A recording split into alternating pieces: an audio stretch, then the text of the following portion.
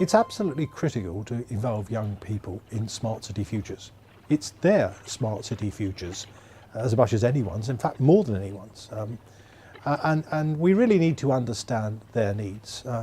My own university has its own Young Persons University project, where we invite Salfordians to come in to learn to feel what a university is like, because many of them have never even thought they might go to university. You know, when I came to Salford, less than 5% of our Salfordian young people went to university. Now we're making that more and richer. So this project is also about giving the young people a taste of what they can do in a smart city, but also making it clear that they are important in this process. The future is about involving young people in the design and the development of their own futures, not telling them how their future is going to be. So the young people who came in from St Ambrose Barlow were here to share with us their thoughts for the future. And we'll try to act on those ideas, but not only that, we will work with them in a process.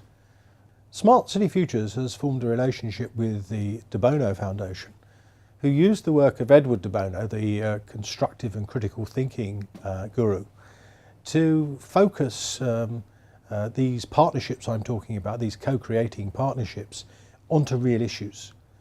And what De Bono's ideas are is if you take these in structured and simple packages, looking at things in key elements, you can get to solutions far quicker and far more creatively. The issue really is that by using thinking methods we can learn to shift paradigms. So paradigm shifting equals change of perception. Change of perception may mean that we get new ideas to change the way our cities and our communities think. So today in the thinking laboratory in Salford, community representatives and academics were working together to find out what the real problems were in the community that academics could face.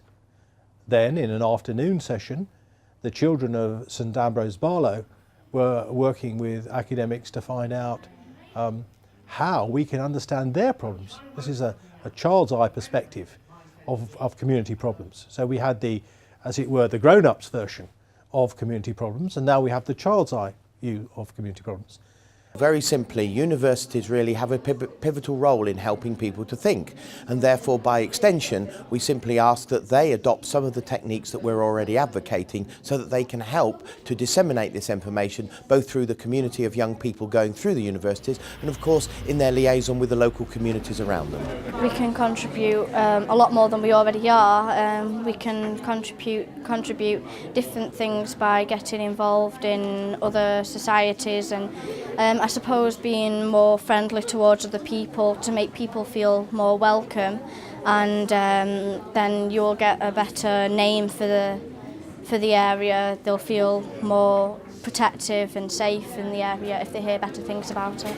Well, I think there's a practical role for everyone in planning the smart city, because at the end of the day the city is going to affect everyone. So you kind of have to get cross-sections of views from everyone, find the most popular ideas and stick planning and funding onto them.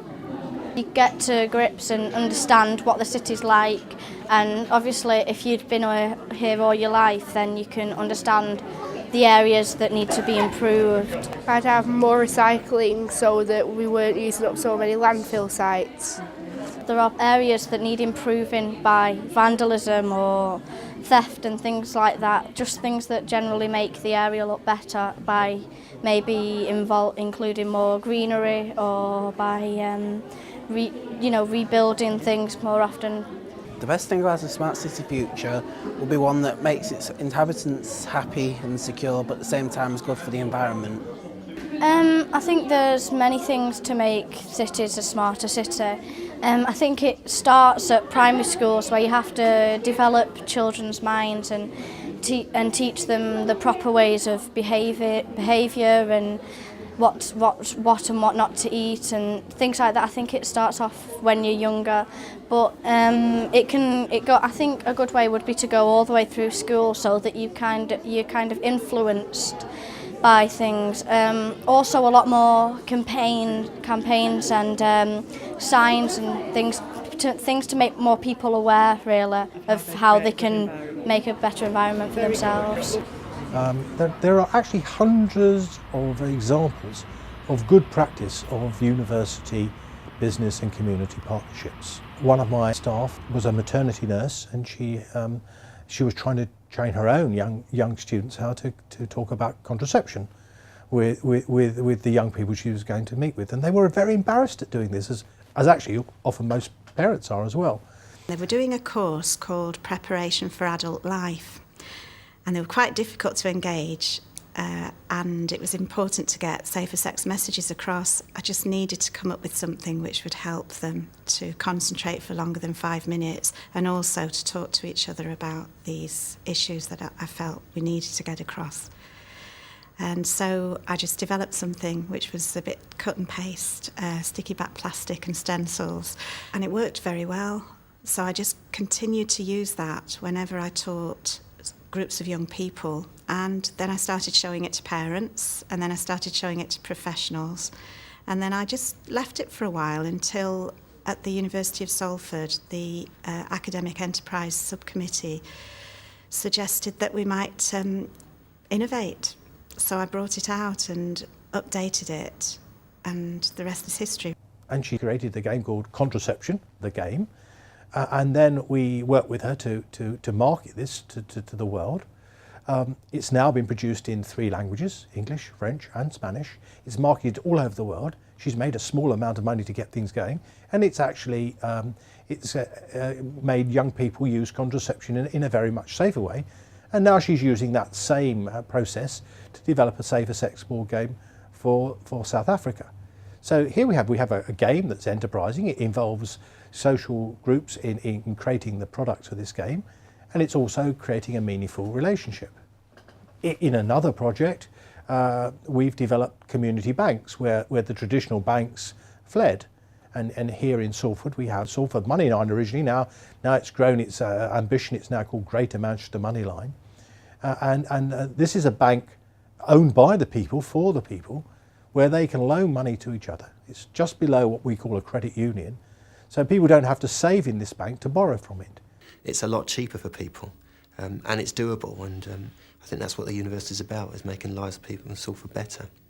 Salford Moneyline came out of work that the University of Salford was doing, and they was working on financial exclusion.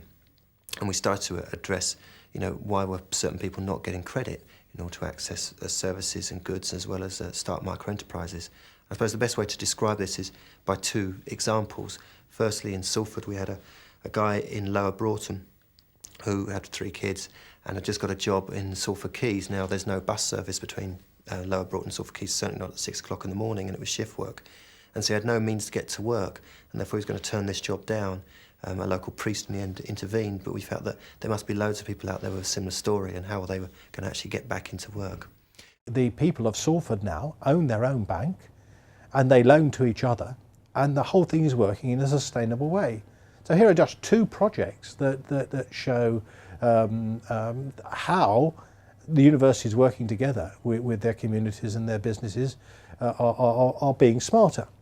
And during the course of the year, there will be about 30 or 40 of these projects, almost one a week, being showcased through MAJ to show our expertise in doing this. And what we want to see from the future is hundreds more of these developments being driven by community demand, business demand, so we start to answer their questions.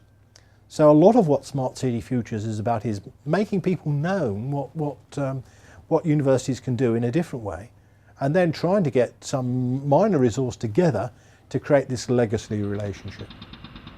So this is about involving people in their own destinies, what I call a modern renaissance. And if I had one word for Salford, it would be a university for modern renaissance. It's more than regeneration, it's taking ideas forward. And that's what universities should be about. They should be helping their communities, their businesses, set about a modern renaissance. And this is an incredibly important moment in the middle of this economic crisis, when people are worrying about the next pennies coming from. What we need to be saying is, let's have an aspiration, let's get out of this and work together for mutual benefit. you.